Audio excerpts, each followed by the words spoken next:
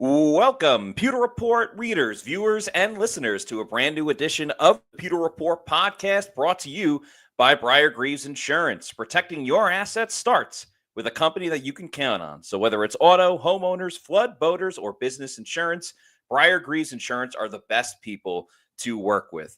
Check out their website at briargreavesinsurance.com or give them a call at 813-876-4166. That's 813-876-4166 and find out how they can help you.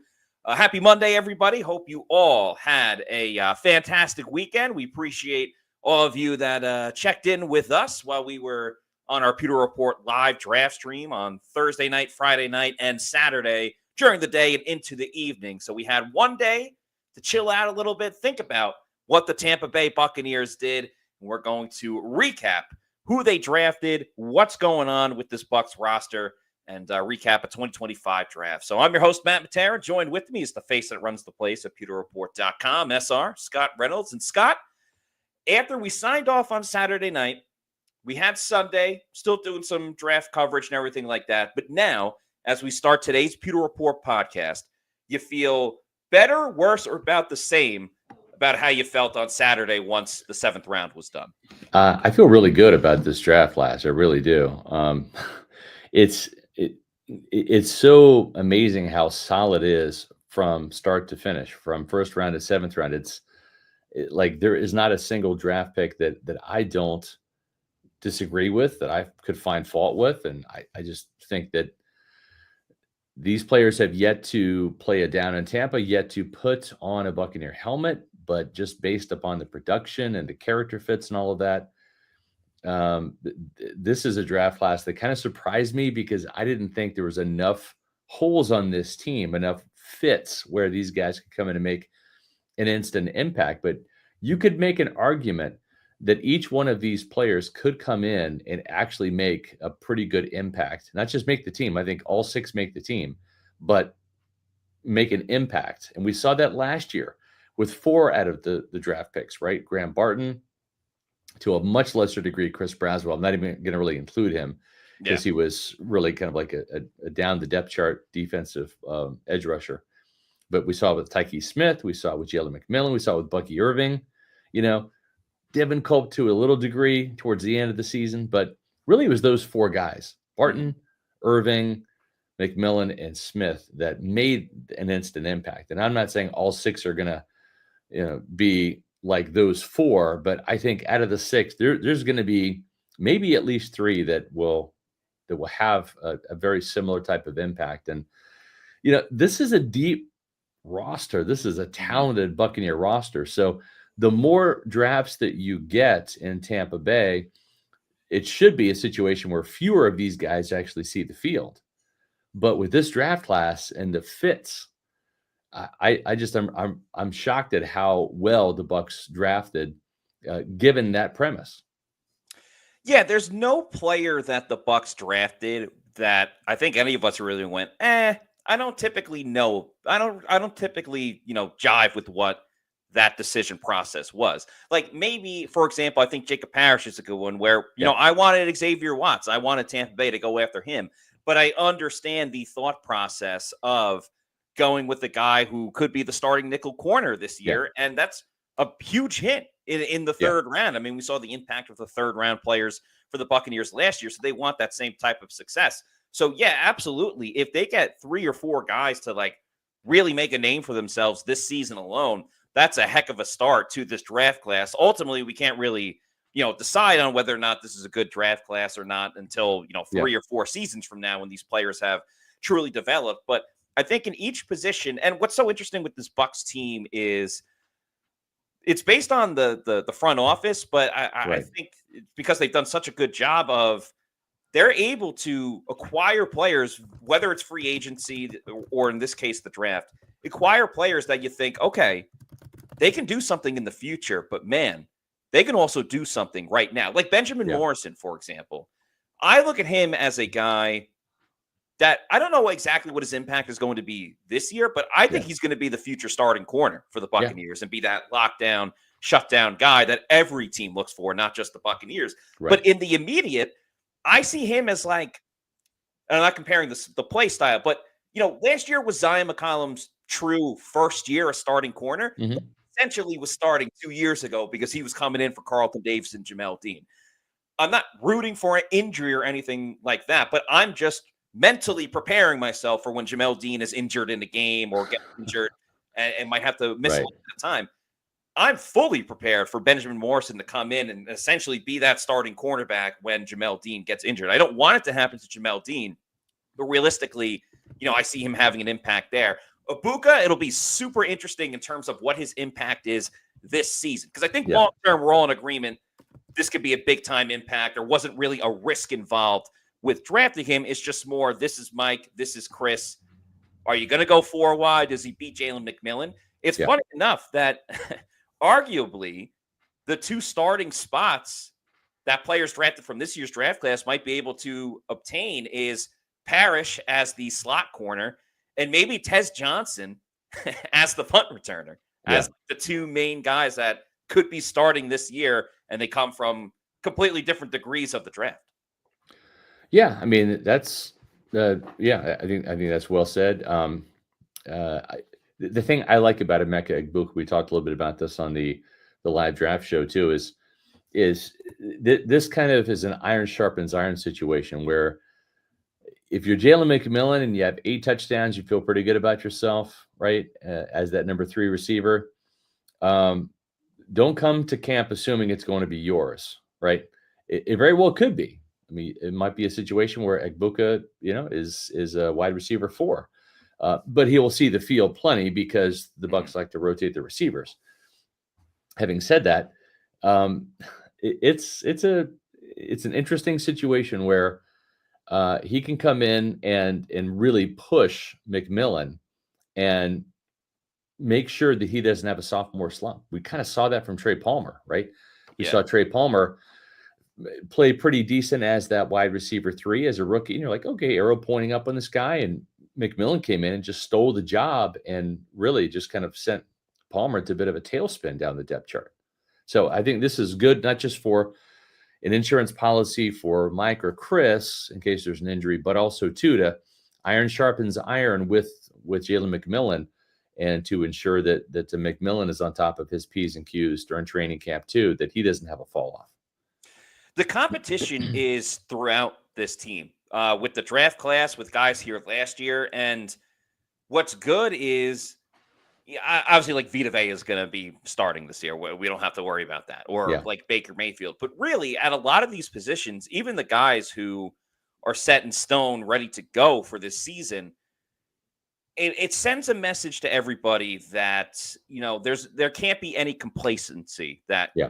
goes involved. I mean, if Mike and Chris are the 2 most beloved wide receivers in Buccaneers history, and they're still drafting a wide receiver in the first round, and I understand it's the first wide receiver to be drafted by Jason Light in the first round since Mike Evans, I can almost see it having an impact like, when they say if you have an older dog and then you get a puppy, and that kind of like rejuvenates the older dog a little bit. And I'm not saying that Mike Evans is slowed down by any means. I mean, he got 1,000 yards again for another season in a row. But I think we'll get some friendly competition in training camp. And of course, the mentorship for Chris Godwin and Ibuka. And then, I don't know, Tez Johnson, just kind of based off of his press conference, I think he's going to rattle some cages, but rattle some cages in the right way. Like obviously he's not going to come in and be like, hey, Mike Evans, I'm taking your spot, because Mike Evans would just laugh in his face. But I like the way that Tez Johnson, and we saw it a little bit with Cameron Johnson with his electrifying play in training camp, but I think Tez Johnson with his overall personality might be a new kind of influx for this team that brings a new element, and I think will bring a lot of excitement. Yeah, and I love the fact the kid came in and said the punt return job is mine. Like, I love that. Making his claim. Yeah. He wants to play in special teams. He's going to have to, because any way you slice it, he's going to come in and he's going to be wide receiver 5 at best, right? I mean, that's just the way the depth chart falls. But they need 5 wide receivers at least, maybe 6. We'll see. But he is going to be contending with Cam Johnson, a player that has a lot of ability, but just struggles to stay healthy and can't help the club in the tub. I mean, that's just how it is. So may the best man win.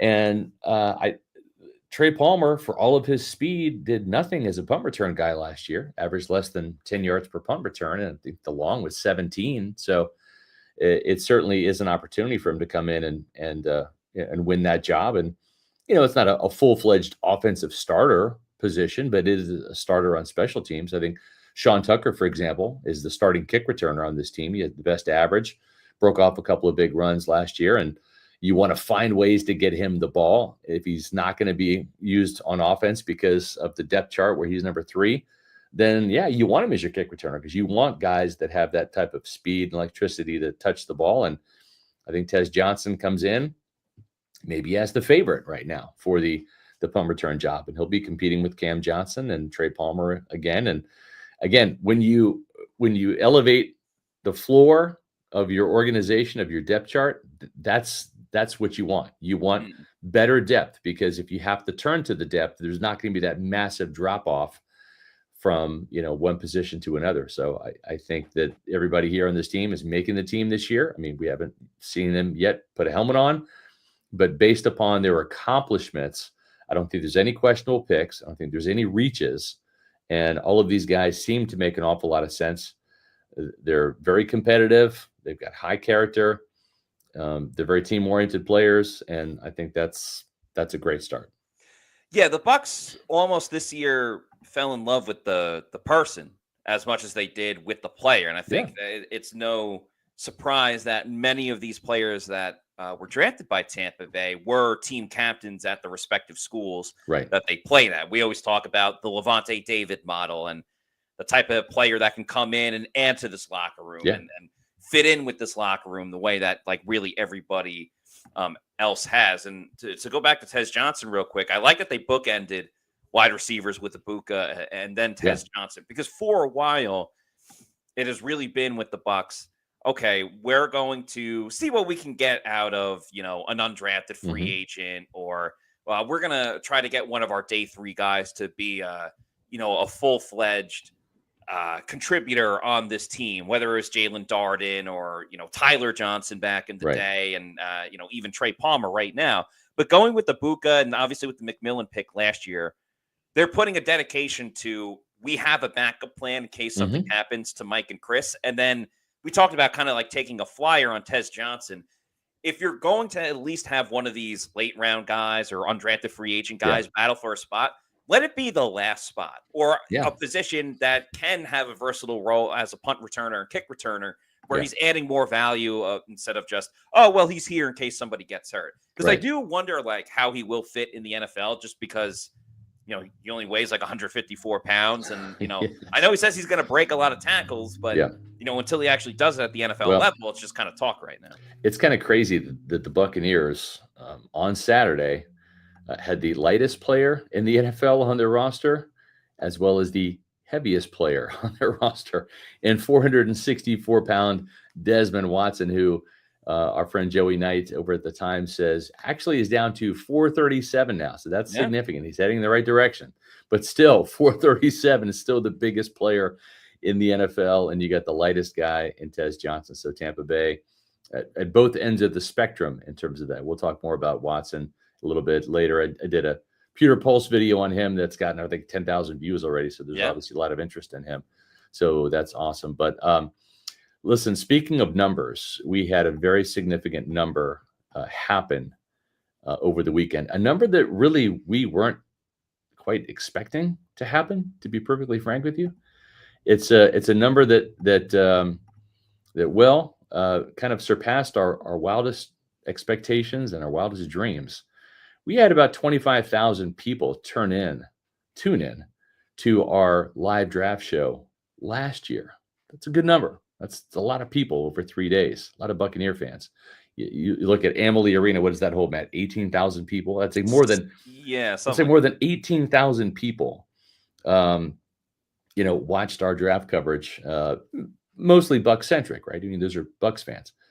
Folks, we had 50,000 fans, you Pewter people, watch over a 3-day span on Pewter Report TV, our YouTube channel, stream live on X and Facebook, as well as on pewterreport.com. That number blew us away. Yeah. My number in my head, I was truthfully hoping for like 35,000. I was hoping for 10 more thousand. That's kind of what, based upon our growth with our YouTube channel, I was kind of hoping and projecting for. We got an extra 15,000. Okay. Mm-hmm. So thank you so much for that turnout. It was absolutely amazing. We love the comments. We love the super chats. We love the participation. You guys stuck with us for all 3 days. Matter of fact, our audience grew. Our third day number, we were, I think, over 16,000 alone just for day 3. So, and that's not bad for just a 4th, 5th, and a 7th round pick. But thank you, thank you, thank you. Yes. We also want to thank our sponsors for our draft show, Walk-Ons and 72hourprint.com. Greatly appreciate their support as well. But this was a huge number, and we want to thank you for that. Let's, you know what? Let's double it again next year. Let's have 100,000. Yeah. Doesn't that sound fun? Yeah, that would be fantastic. Thank you so much to everybody that watched the show, even if you tuned in for a minute or if you watched it from round 1 to round 7 on day 3. Cannot thank you. We appreciate it. And yes, Mike Reynolds, day 3 Matt is the best, Matt. I have fun throughout, but yes, I kind of like when it gets wacky on day 3. I know we had some conversations about what if real life team mascots in their animal form fought each other, who would win. That's just a snippet of what goes on day 3. Yeah. But in all seriousness, thank you so much for being involved, watching, listening, contributing in the comments, and just watching the show. You guys and gals make it such a fantastic time, a great time, and I'm very grateful for all of you. Absolutely. We do this for you guys. That's why we go to Mobile. It's why we go to the combine in Indy, to get the information. So we got firsthand knowledge. We've interviewed these players, like a story I shared real quick. I was a little heartbroken when I went to interview, because we split up between the Pewter Report staff who goes to Indy. We all have different combine podiums that we attend, right? And I had Elijah Roberts, and I was pretty excited about getting a chance to interview him. I was hoping he'd go to the Senior Bowl. We went to the East-West Shrine instead. I studied his tape, started at Miami, transferred to SMU, impact player, first year out of the gate, 10 sacks, 2 forced fumbles, and then had 7.5 last year, 2 more forced fumbles as a team captain. And I went up to him and I'm like, Elijah, have you met with the Tampa Bay Buccaneers? He's like, no. I said, really? I said, no formal, no informal. He's like, no, haven't heard from him. And I was like, and and there's a couple guys too, Matt, that you and I and Sly and Bailey, we all hope that the Bucs meet with, because we like them for one reason or another. We like their tape or their fit or whatever. And it just wasn't the case. But yet at the same time, they can't interview everybody. You only have so many, players you can interview. And they went ahead and drafted him anyways, based upon the film, which that's always where it starts. And I'm just super thrilled, because that was one of the guys that was kind of like off my radar, because we didn't think the Bucs had an interest in him. They didn't bring him in for a 30 visit, right? So kind of like out of sight, out of mind. And all of a sudden they draft him, and it's like, whoa, yes, So that's kind of what we do for you guys. Go to the Mobile, Alabama Senior Bowl. We go to the Indianapolis Scouting Combine and get those insights that help form our draft coverage. Bucs were kind of secretive this year. They kind of went the Kalijah Cansey route again with a number of these players. For sure, with Egbuka. Either not meeting with them or no formal top 30 visit and things of that nature. A little more sleuth from the Bucs this year. Yep. So a couple of things we want to talk about on today's show. We'll start. What's that? It's also, we're a little past 4:20, but it is a Monday. Oh, we are. Yeah, it is Monday, isn't it? We need to do roll call, don't we? We do. We really do. Yeah. Do you have this has been a busy Monday, folks. We've had a lot of stuff going on. Do you want to do a rant today? Yeah, sure. You know what I'll do? I'll talk about my favorite pick from this. Awesome. Let's do that. Yeah. So let's cue it up the right way. We'll bring in a little thing we call roll call. We do this every Monday show when we're in our home studios. We love our fans. We can't thank you enough again for not just the Pewter Report live draft show, but coming out for every show. And every Monday we do roll call. It's a way we interact with our fans that we adore so much. And we have awesome fans across the world, not just in Tampa, not just in Florida, the United States, but international as well. So I'm going to go on a rant on the Buccaneers, a conversation. This one will be about my favorite draft pick. And yeah, you guys have already started putting where you're watching from in the chat. So I will get it rocking and rolling. Now, I mentioned him a little bit before, and it is funny because I'm not a fan of the school that he played at. But again, I can watch college football separately from analyzing the Buccaneers and deciding whether or not I like the player that they have drafted to their team. So Benjamin Morrison was my favorite pick for the Tampa Bay Buccaneers this year. He was their second round pick, a first round talent though. And it reminds me slightly, and it's a different position, but it reminds me slightly of how the Bucs were able to get Antoine Winfield Jr. in the 2020 draft class. He dropped to the second round because he had some injury issues in college at Minnesota. The Bucs picked him in the second round, and really the rest is history. He won a Super Bowl with them their rookie year. He went on to be an All-Pro. He made an Pro Bowl in 2021, All-Pro in 2023. Completely changed the dynamic of the defense and is one of the best safeties in the league when he was fully healthy. And I'm predicting a bounce-back season for Antoine Winfield Jr. I know that's a really spicy take right there.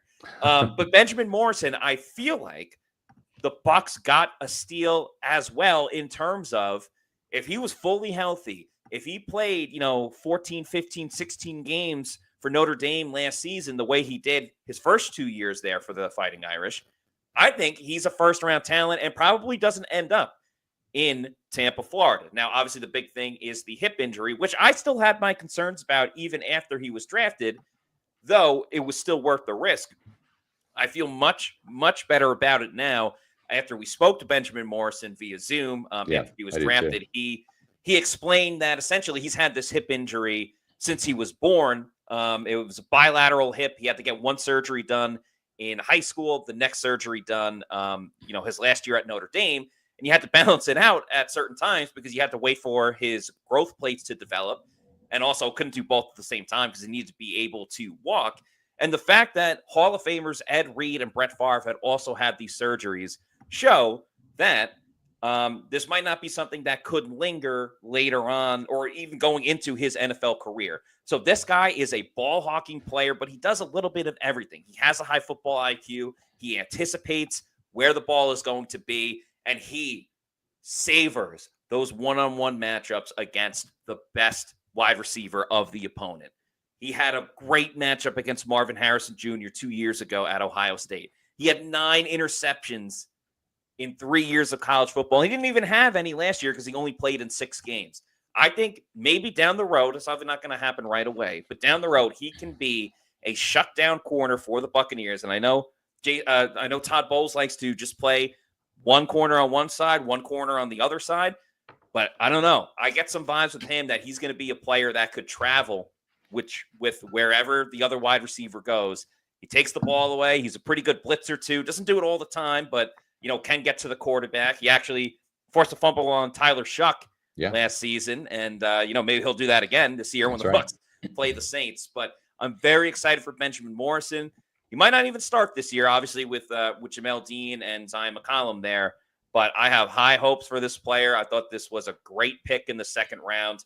It's a first-round talent that dropped to the second round, and the Bucs are the beneficiary of it. Yeah, to me, if I'm being perfectly candid with everybody, and I always shoot you straight, the hip injury to me was a big reason why I was not high on Benjamin Morrison.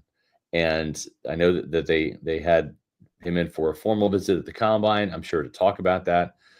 But once I heard it from him, it's different from a hip injury. He didn't get injured per se. Right. This is just a condition that needed to be surgically repaired. And think about it like this. You can't have both hips done at the same time because you got to be able to walk, okay? And if you have both hips done at the same time in high school, guess what? You're not going to get a scholarship anywhere because no school is going to touch you with a 10-foot pole with 2 hip injuries, right? Or say 2 hip surgeries. So he had one done in high school.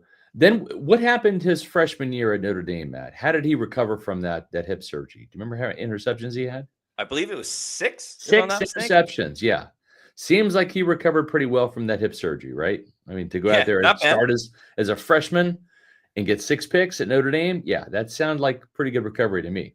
Then he has the other surgery here before the draft. Again, if you wait until your college years to have both surgeries done on your hips, guess what? You're not going to get drafted. No NFL team is going to want a guy coming off of 2 hip surgeries in the same year, the same time. So he had the other one done.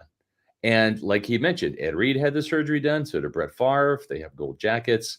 Matt, the fact that he has already had this done on one hip and he was able to come bouncing back to the point where he got a starting job at Notre Dame as a freshman and got 6 interceptions tells me, especially since he's already done it, that he can have that similar type of recovery and still make an instant impact as a rookie. And I feel a lot better about Benjamin Morrison and the hip situation, knowing that this was a kind of a genetic condition at birth rather than a significant injury that occurred. I feel better about this, especially the fact that he's already recovered from one and had a banner year the next year.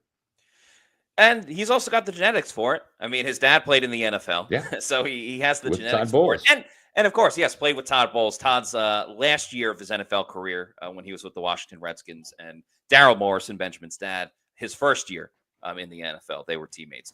And I mean, again, we talked about it a little bit on the Pewter Report live draft show, but we all saw the viral video of him and his conversation with Jason Light and Todd Bowles when they called him to let him know that he was drafting him to the Tampa Bay Buccaneers. The passion, the emotion, letting the tears out and everything like that. You know, the Bucs want players that love football and want to be here. And I'm not saying this is the case for anyone on this Bucs team or this Bucs draft class right now. There are certain players that will be like, yeah, I love football, but maybe deep down they don't really love football. They love the popularity that comes with football. They love being the big man on campus, if you will. Yeah. But when you see a guy, and he knows the camera's on him, but he's a football player. He's not an actor. Right. To relinquish that emotion, how excited he was, how he's talking about he's not going to let them down. He's going to make sure that their pick was worth it. Yeah. You can't fake that type of stuff. So I'm very excited about Benjamin Morrison. Yeah, I am too. And the thing too with Jacob Parrish, and we'll kind of go down these draft picks too. Let's kind of start in order. I loved your rant, Matt. Well said on all accounts. Let's just kind of go through and do like a little bit of a thumbnail sketch here, because we've talked about a lot of these guys on the draft show. We've done some Pewter Pulse videos and stories about them, right? But when you look at Emeka Egbuka, I think the one thing that stands out to me is you want to be able to get a hit on your first round draft pick, right? Everybody wants to draft a Pro Bowler in your first round. But I think the flip side of that is you can't miss. It can't be a miss. It's got to be a guy that maybe he's not great, but at least he's good. And you didn't waste this pick. And I think what I love about Emeka Egbuka is not just his ceiling, because I think he's got a promising ceiling. Yeah. Right. When you say people like Chris Godwin, well, people automatically think, well, he was a 3rd round pick. Well, yeah, but if you go back and redraft 2017, Chris Godwin's a 1st round pick. It's like saying Tom Brady was a 6th round pick. Exactly. Exactly. You can't right. Work it. Exactly. So what I love about Emeka Egbuka is not the ceiling necessarily. I'm bullish on that, but I love the floor. This is not going to be a bust, right? This guy, I think at worst is the number 2 wide receiver eventually, right? I think he's got the potential to be like a number 1 Cooper Kupp type guy, because trust me, the LA Rams wanted him bad. They really wanted him bad. They see Puka Nacua in this guy. They see Cooper Kupp. Sean McVay wanted him bad. And Jason Light fielded a phone call from the Rams and said, nope, no, we're not trading down to let you get him. No, we're going to draft him. And so to me, I love the floor. What do you love about Emeka Egbuka the most? Yeah, I think what I like about him, first of all, I love what he said when we spoke to him, and he was like, I kind of track the football the way that I played center field in baseball, and that's what makes me so good at my ball tracking ability. So, they already have Mike Evans as the red zone type of, all right, if all else fails, let's just throw it to Mike in the end zone, and he'll make a big play. Right. I think Egbuka, what I want people to understand is that we shouldn't freak out if his first year he like barely eclipses 500 yards or whatever the case may be. Because I think Right. we're going to see his true value really maybe even year 3. And, Mhm. and I still think overall that's going to be fine given who's in the room. But his ball tracking ability to me is what really, stands pat and what he's going to bring to this team. The fact that he's a carbon copy of Chris Godwin. I mean, what's wrong with having 2 Chris Godwins on this That's team? right. That's a perfect little combination to have right there. And the fact that he's played with so much talent in his career at Ohio State, he's never just been truly the guy. Yeah. So him coming into a room with Mike Evans, with Chris Godwin, already having a friendship with Jalen McMillan and having played with each other before and against each other and things like that. I don't think the setting is going to be too big for him. The moment Right. is not going to be too big for him. I mean, you see him right there holding the college football national championship trophy. So his ball tracking ability, the work ethic. I mean, the fact that his parents had to slow him down and Yeah. it wasn't like the other way around is pretty funny. So I just overall, he's a guy that you're not going to have to worry about. Yeah. And the production might not be there in season 1, but it's coming down the pipeline. Yep.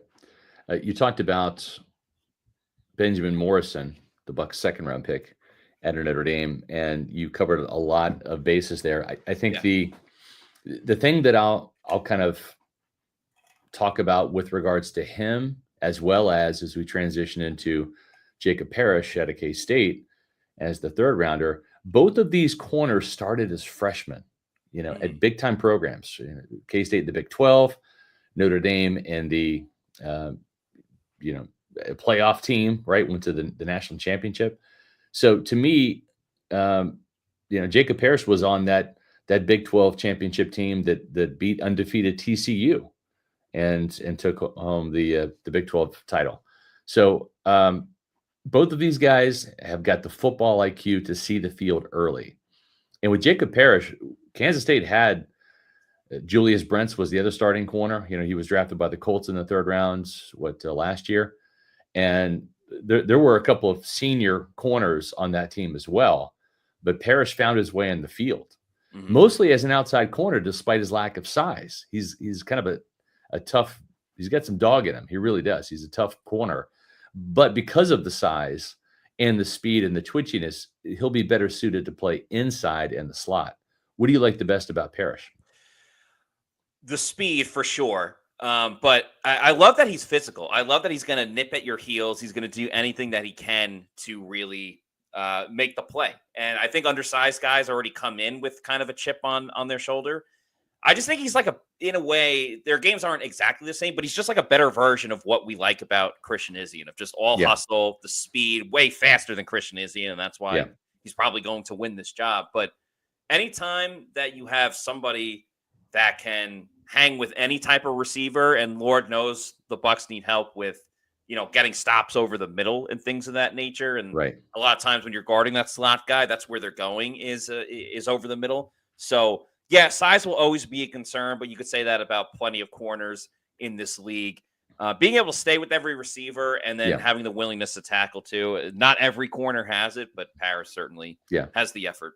Christopher Oxentine says, still don't like the Parrish pick. Too small, can only play one position and didn't create any turnovers last year. I think he can play outside corner. You don't want that to happen, but I'd rather have him with his speed play outside corner than, say, Josh Hayes or Tyreek Thunderberg. So I think in a pinch, he can go out there. He got most of his college reps outside, but he can play inside. And he will be, I believe, the team's starting nickel this year. He did actually have an interception this year, but had 4 as a sophomore. And very much like Benjamin Morrison, didn't have any picks last year because opposing quarterback stayed away from him. So I think there's that aspect too. We have a couple super chats to get to. So Yeah. before we dive into the day 3 selections for the Buccaneers, Matt, let's get to a couple of these super chats, shall we? Yeah, we'll start it off with Mike Wells. Thank you very much, Mike, for the $5 super chat. Says, great shows over the weekend, guys. Really Thank love you. our 2025 draft class. Excited to see Benjamin Morrison and Dean battle for cornerback 2 in training camp. Yeah, appreciate the kind words. Yeah, thank you. we know how Todd Bowles typically likes to favor veterans. If he'll work with rookies, and we can all turn to that 2020 Right. draft class, 2020 season with a lot of the young rookies and second year players that were in the secondary. But typically, he does lean towards the veterans if it's kind of a choice between the two. Yeah. I don't know. Do you see it as like a competition between Morrison and Dean? I mean, certainly they're going to push each other. Yeah, But I do. I think that's where they're going to stack the deck a little bit. They're going to put him against Jamel Dean for that cornerback spot. And you know what? I think a great default too is I wouldn't be surprised if Morrison does a little bit of cross training to also play nickel, because I think he can. And that's just in case Jacob Parrish isn't up to the task, right? Then maybe you have your second round pick start at the nickel, right? I want to see how Jamel Dean responds to all this. I felt like Jamel Dean was at his best when he was competing with Sean Murphy Bunting for the outside cornerback job a couple years ago. And it seemed like once Dean got that big contract, I think he kind of exhaled a little bit and relaxed and kind of like, hey, I'm the starter. They're paying me, $13 million a year. So I'm the starter. It's my job. that was the risk. Yeah. And that's a risk. Exactly. So now that he has some competition, may the best man win. And I wouldn't be surprised if we see a better version of Jamel Dean. But will that better version of Jamel Dean stay healthy? That's still the concern, Matt. So whether Morrison is a factor at nickel competing with Parrish or outside competing with Jamel Dean, competition makes everybody better. I think what's frustrating with Dean and the injuries is because there are very different types of injuries. Like Bryce Hall broke his leg making a play. Like that's more of a freak injury. Chris Godwin, both times he had major injuries, those were freak plays. But the Dean injuries always seem to be like soft tissue, a hamstring here, something going on. It's not like necessarily broken bones. I know that's not fair because if I was running around, I'd probably get sore the way Jamel Dean gets sore as well, playing cornerback. But I think that's where the frustration truly lies with Jamel Dean and the overall injury history. Mark Fisher, thanks for the $4.99 super chat, who says, who should worry most? Trey Palmer, I believe that's Sterling Shepard, or Cameron Johnson, and that inside linebacker who can cover the middle. Great draft shows, by the way. Thank you very much. Thanks for tuning in. I think all of them should worry because right now on paper, you could make an argument that it's Mike Evans 1, Chris Godwin 2, Jalen McMillan 3, Emuka Igbeka 4, and Tez Johnson 5. Yeah. Maybe this team keeps 6. Maybe they keep a 6th. Right. But otherwise, I would, if I was Trey Palmer, Sterling Shepard, Cameron Johnson, I would be concerned is not the right word. I would say up for the fight, right? Are you ready for battle? Because that's what this is. Is Tez Johnson beatable? Absolutely. But you got to rise to the occasion because he's the shiny new toy, right? You have to be you got to be the better improved version of Cameron Johnson or the better improved version of Trey Palmer. I think Sterling Shepard probably destined at age 32 for the practice squad again, just as that reliable veteran. He obviously has a great rapport in that room. If an injury happens to Mike or Chris long term, you bring him up, and at least you have another veteran on the field that's kind of been there and done that. So, but with Cameron Johnson, you can have all the ability in the world. If you're not available, then, the availability is the best ability. And then same with Trey Palmer. The arrow was pointing up for a minute, and now it's pointed down. He's got some work to do to show that he can still be a member of the Tampa Bay Buccaneers. As far as inside linebacker, Servancier Dennis, they're putting a lot of stock in him. And of course, Levante David for fighting off Father Time one more year. But also, too, this team feels pretty good about Anthony Walker. He's a better version of a backup linebacker than KJ Britt was. Think more Kevin Minter and what he was able to do in a couple of games when Devin White was out in 2019 during his rookie season, even 2020 in the playoff game, than KJ Britt. I think Anthony Walker is more like Kevin Minter than a KJ Britt. Yeah, I would say for the linebackers, it's kind of like everyone but Levante, really when you think about it. Because Deion Jones was brought in here more for his kind of pass coverage and would come in on third down. So, Servancier Dennis is supposed to be the guy there. As far as the receivers go, I really think the better question is, who makes the practice squad? Because, to me, they're obviously not gonna cut Ibuka. They're not gonna cut Jalen McMillan. So yeah, maybe one of them beats Tez Johnson. But to me, it's if they keep 6, then this is competition between the 3 of them for that last spot, for the 6th spot, really. But if they keep 5, then it's the practice squad, and I don't know how many receivers they're going to keep on the practice squad. If we're just talking about that section, I feel like Sterling Shepard is safe. He was here last year. I know Palmer was too, but they all were. But he's got that relationship with Baker Mayfield, and typically teams, organizations like to make their quarterback happy. And if that means holding on to Sterling Shepard, who can also be a mentor to Ibuka and Tez Johnson, and continue with Jalen McMillan, who we spoke about very glowingly when we talked to Sterling a couple weeks ago when he signed his new contract. I feel like Sterling Shepard's probably the safest pick for the practice squad. To me, let's just say they're only keeping 2 out of the 3. I think Palmer's in the worst spot. I think Cameron Johnson, they'll say, all right, you were electric when you were healthy. Now, can you stay healthy for this training camp?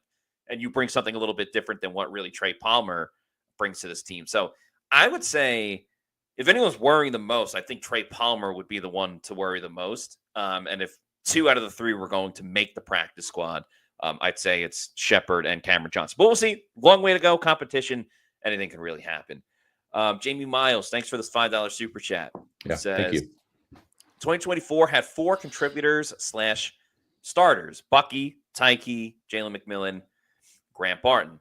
I see maybe one guy from 2025, Parrish at nickel. It's a downgrade, in my opinion. Well, Emeka Egbuka is going to see the field, right? And I think, as you mentioned over the draft weekends on the draft shows, Matt, and wisely said, you want Mike Evans to play less. You want Chris Godwin to play a little bit less. You want the best version of Mike Evans and Chris Godwin in the fourth quarter, and you want them in their best version in the playoffs.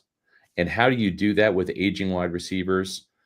You cut their snaps a little bit here and there throughout the entire season, and you give those to younger receivers. And I think that's going to pay dividends, especially with the fact that there's continuity in this offense from last year to this year. Mm-hmm. Mike knows the playbook. Chris knows the playbook. We don't need to see them getting as many reps in training camp. We don't need to see them at all in the preseason. And let's see what happens during the season. But keep them fresh and healthy throughout the season. That's what's most important. And you do that by giving guys like Emeka Egbuka and Jalen McMillan more snaps, more reps. You're going to play a lot of 11 personnel, 3 receiver sets. So you can rotate Egbuka in there. He's going to play a lot. Benjamin Morrison, wouldn't be surprised a bit if he beats out Jamel Dean. This team is kind of fed up with Jamel Dean. That's why they drafted a cornerback in the second round. So they'll put him in position to beat out Jamel Dean. He's got to do it, but he very well could be that second guy. David Walker is too good of a talent not to see the field as a situational pass rusher. I think he'll even dress on game days. I think he could make an impact as well. Jacob Parrish, like you said, may be penciled in as the nickel right now. And like I said before, if Tez Johnson wins the punt return job, you'll see him too. He's essentially a starter at that special teams position. Yeah, so I think the contributor part of this is a little bit more what stands out than starters if you're comparing 2024 to 2025. Because Ibuka certainly is going to be a contributor. Morrison can be a contributor. We already talked about what Parrish is going to be and could be a starter, as Jamie says in the comment. David Walker and Elijah Robinson are big with this. And you just mentioned Tez Johnson, so I don't even really need to go there. Because if Walker can get into that rotation, be that fourth string outside linebacker and, give a break to Yaya and Hassan Reddick at times with Chris Braswell also being in there. And then Robinson maybe taking some snaps, taking the role of Will Golson, who's not on this team, and maybe cutting into the rotation, depending on how Logan Hall is doing this season as well, then you could have a fair amount of contributors this year. In terms of long-term starters, I mean, there's no doubt what Bucky did last year is unreal, and you have an absolute superstar right there with Bucky Irving, along with Graham Barton starting at center, now Tyke. But Morrison, in a season or two, could be starting at corner. Ibuka is eventually going to be starting at wide receiver if all goes well. Parrish could be starting right now. Who knows what's up with David Walker, but we're kind of talking about the same amount of starters in a couple of seasons between the 2024 draft class and the 2025 draft class. The question really is going to be, how good of starters are they going to be? Because 2024 is off to a damn good start with Graham Barton and Bucky, and really Tyke, who's going to be the full-time starter this year, plus the contribution from Jalen McMillan. It's just, what type of starters will this 2025 class be to really compare it? Yeah, for sure. Folks, it is Monday, and you know what that means. At Walk-Ons, it's a happy hour from 3 p.m. to close. So if you're watching this show, if you're in the car heading home from work, if you're getting ready to leave work, tell the family to meet you at Walk-Ons and enjoy a great meal plus happy hour until close tonight. Game day at Walk-Ons is just different. And it starts with the way our teammates prep each dish from our scratch menu. No shortcuts. We are hand cutting every single mozzarella log straight from the block. Hand peeling, stuffing, and bacon wrapping each voodoo shrimp. Hand carving ribeyes for our steaks and po' boys. And hand slicing, then tossing our boneless wings in our house-made sauces. With wall-to-wall TVs and food like this, why would you want to watch anywhere else? That's game day. The Walk-Ons way. And Walk-On's happy hour is hard to beat. Eat like a winner, drink like a champ. Till close tonight. If you can't make it over to Walk-On's, make sure you check them out on Tuesday. You have all-day happy hours plus $5 Tito's. You can see their tremendous drink and food specials. They also have 2 happy hours on Wednesday and Thursday, 3 p.m. to 6, 9 p.m. to close. So if you want to go watch the Bolts play, for example, do it at Walk-On's tonight. And you can enjoy the happy hour all through the game. $3.99 domestic pints, $5 premium house pours or happy hour wines, $5.49 for 22-ounce domestic drafts, $4 get you the hush puppies, the onion rings, $7 the boom boom shrimp or the half order of the waffle cheese fries or spinach and artichoke dip, $8 for the boneless wings and cheeseburger sliders. I make a meal out of the cheeseburger sliders. And remember, it is that time of year for graduation, whether it's your high school grad or your college grad. If you're looking for a place to host your graduation celebration, do it at Walk-Ons. 3 Tampa Bay area locations: Wesley Chapel, Midtown Tampa, and Lakeland. Matt, it was a glorious return for roll call today. We had a lot of great participation. Love it. If you'll indulge me for a quick second, I'm going to get to some of the out of this world, or I should say around the world, participants we had today. But we're going to start off with Tom Bucs fan, ready to start roll call in Crossville, Tennessee. We got Brock Monroe from Lebanon, New Hampshire. Tommy Smith from Atlanta, Georgia. Christopher Oxentine, my wife is at work, so I'm eating in peace in Overland Park, Kansas. Hopefully that's a Taco Villa, one of my favorite places in Overland Park. Then we've got Cal Hutchings from Bournemouth, England. Go Bucs from across the pond. We have Canel from Sao Paulo, Brazil. Sao Paulo, yeah. LFB. Edward Claringbold from Whitehorse, Yukon, Canada. Jack Carrico from Wellington, Florida. Bill Vincent, a Pewter Report TV channel member from Gulf Breeze, Florida. We've got D. Wheeler out there in Fort Worth, Texas. Very cool. Squire Fred from Honolulu, Hawaii.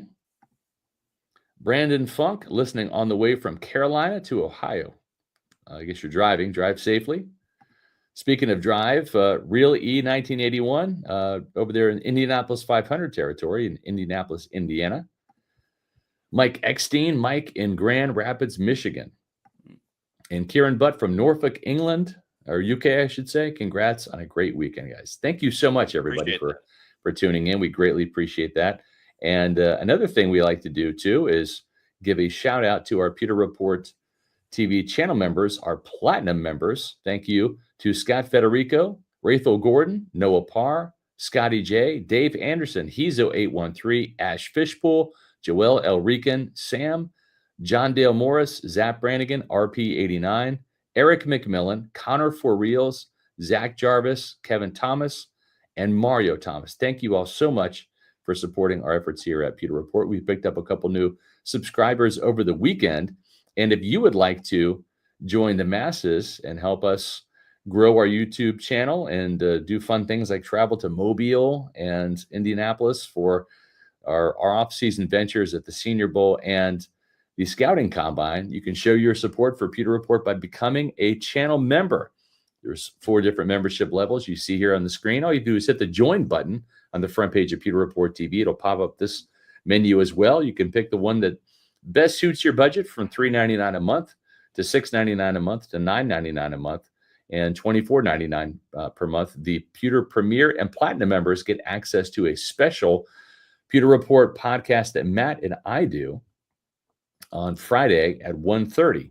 That's members only for our Premier and Platinum members. So it's a great place to get some extra inside scoop. It's the bonus podcast for our Pewter Report TV channel members. So we greatly appreciate that.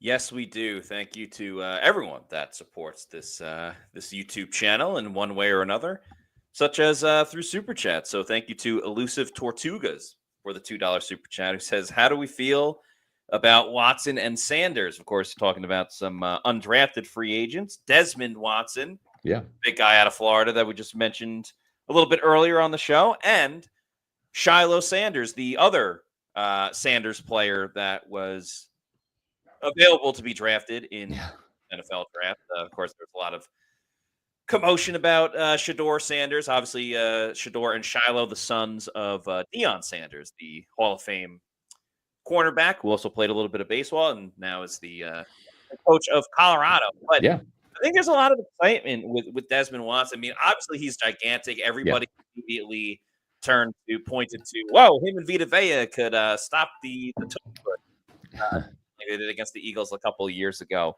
I mean, he's got gigantic size. That's obviously the big storyline. It's just a matter of, like, can he keep up of the NFL? But I mean, in terms of the rotation that the Bucs have on the defensive line, I'm excited to see him at rookie minicamp. I wouldn't hate if he made this practice squad and maybe got called up for or two, because I mean, he's got gigantic size. If he can help stop the run in any way, I mean, it's just a fun little treat for the Bucs fans. I don't want to get involved. Like, we're not laughing at him by any means, but just, I mean, he's a gargantuan person playing. He's football. A spectacle. There's no doubt about it. That's the perfect way to say it. It's like watching Andre the Giant back in the day for the rest of the Pewter Pulse I did on Desmond Watson it's still climbing, but it's over 10,000 views already, which is usually about double what we usually get for those. So that just goes to show you the amount of interest in this unique story.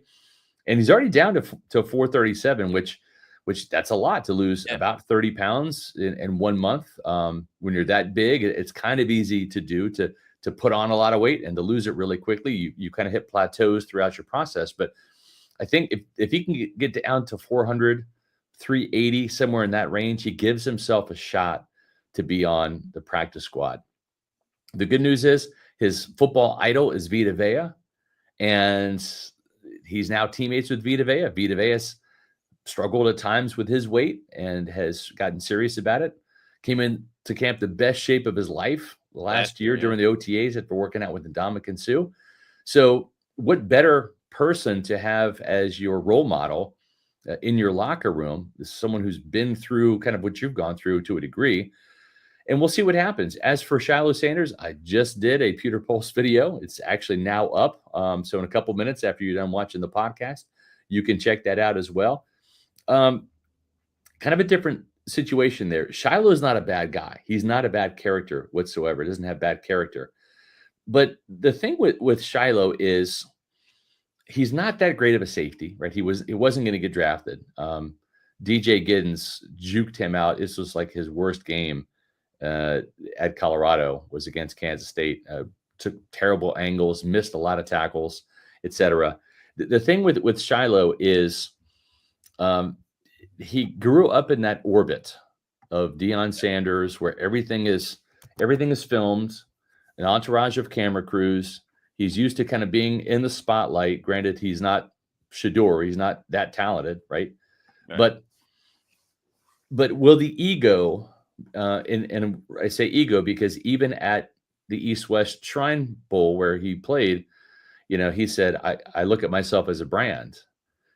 You're not a brand. You're not a football player. You Not are an undrafted free agent, right? You're not a star. You're an undrafted free agent. Maybe you were a star at Colorado. You're not a star in Tampa Bay.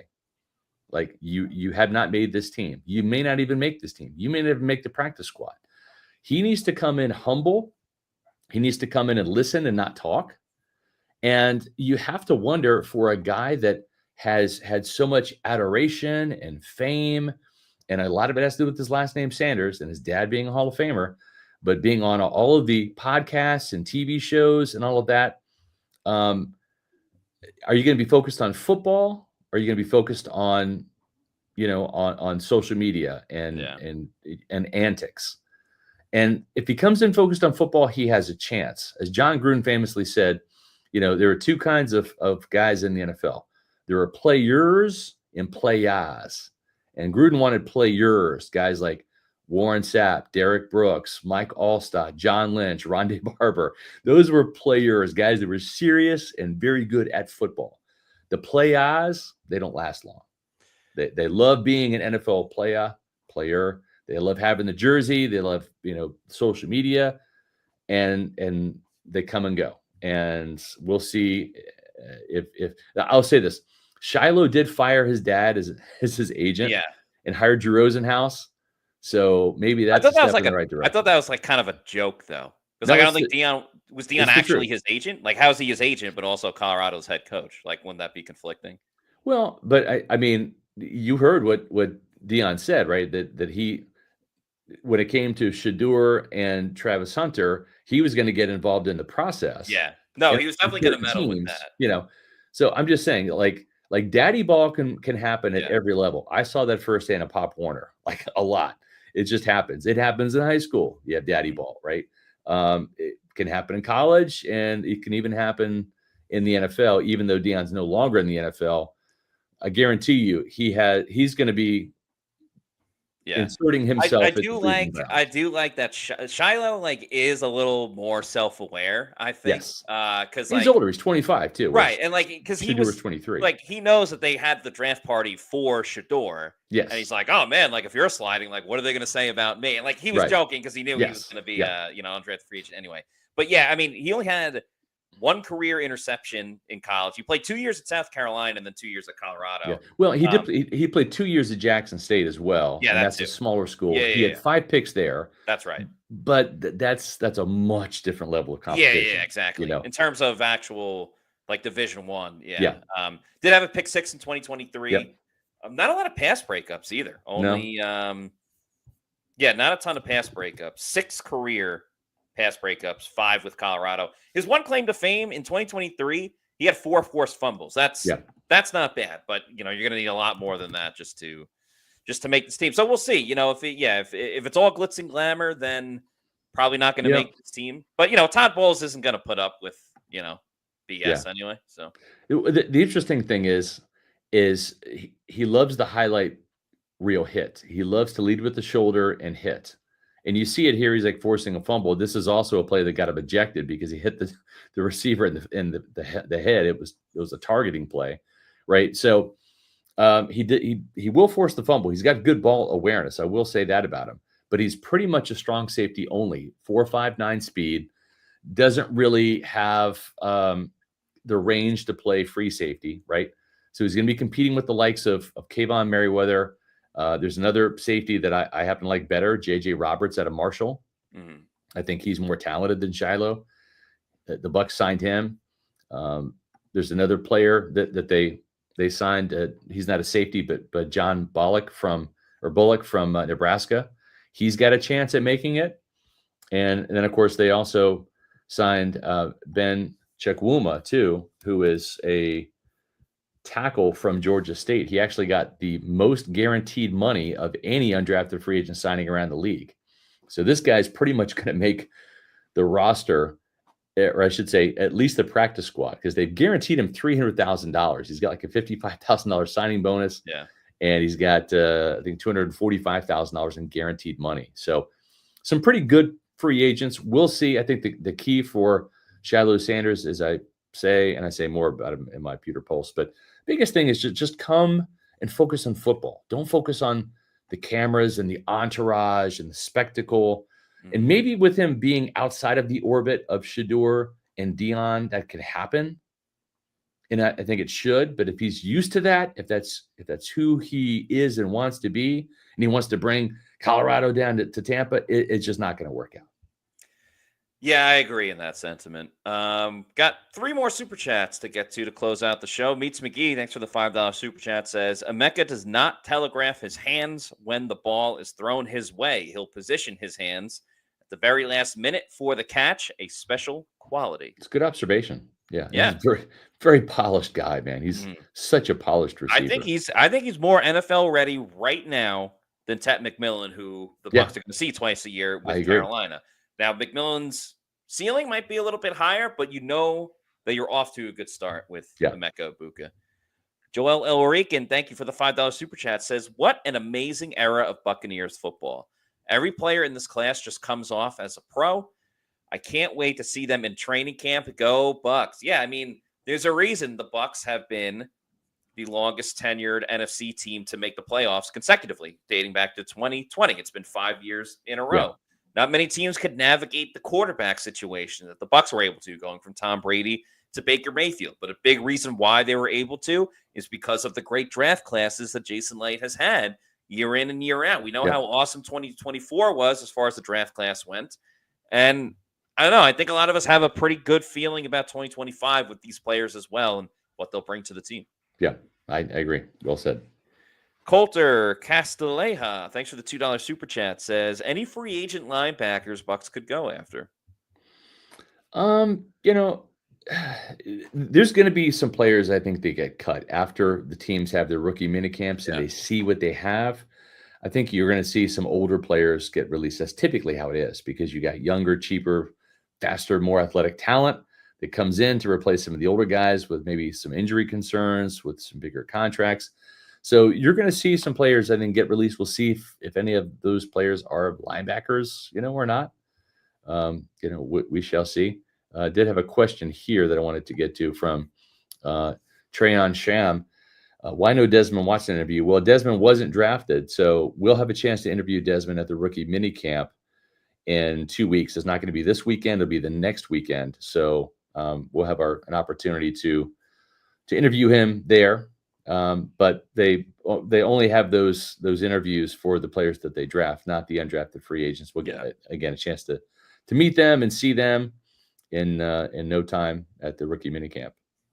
Also, wanted to go ahead, Matt. Yeah, I was just gonna say the only rookie we've met in person is Emeka Egbuka. Everyone else has been via Zoom. So the rookie minicamp is the first time we'll get to meet a lot of these players in person, which is fun. Yeah.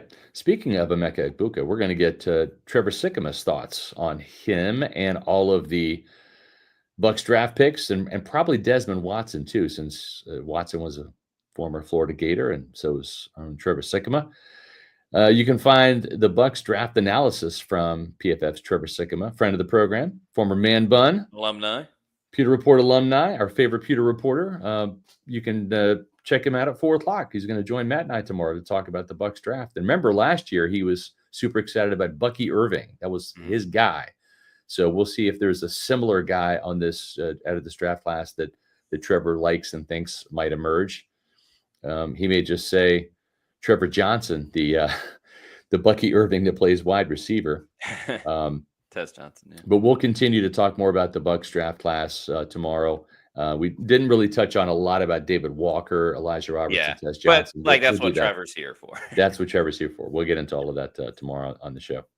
Yeah, very much looking forward to it. Always love chatting it up with Trevor. So you have that coming up. We'll have 2 other shows this week as well at 4 p.m. Plus our Pewter Insider on Friday. Yeah. So a lot of Bucs content coming through. Make sure you check out our YouTube channel. We have a lot of videos out right now from draft reactions from the live draft show, Scott's Peter Pulses, Adams, top 10 takeaways. Bailey Adams also had a behind-the-scenes video that'll be dropping at some point today or tomorrow. So check out our YouTube channel. Please hit that like button, as Shaggy says.